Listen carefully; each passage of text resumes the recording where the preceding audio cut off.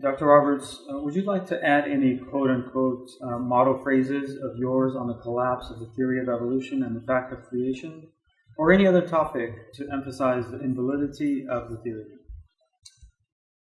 I find that one of my personal mottos is that, or at least one of my personal values, is that I'm committed to seeking truth, wherever truth may lead.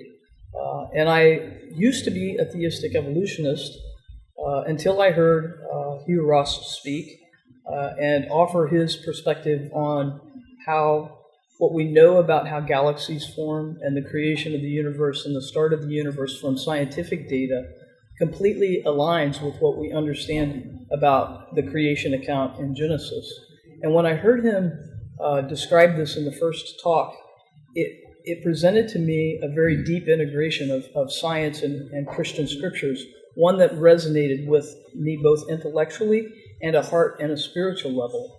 And so at that point, I began to explore more deeply the claims of evolution and the evidence that was there in support of evolution and the evidence that was lacking in support of evolution. And I think that if we approach things with a commitment to truth, and again, I consider my motto to be a truth seeker and to go wherever the truth leads, well, I found that the truth was leading me to begin to question evolution, especially at the level of chemical evolution and macroevolution. So I no longer consider myself a theistic evolutionist, but I consider myself a progressive creationist. I believe that God created by fiat both the universe, soulish creatures in the Cambrian explosion, and humanity in the person of Adam and Eve.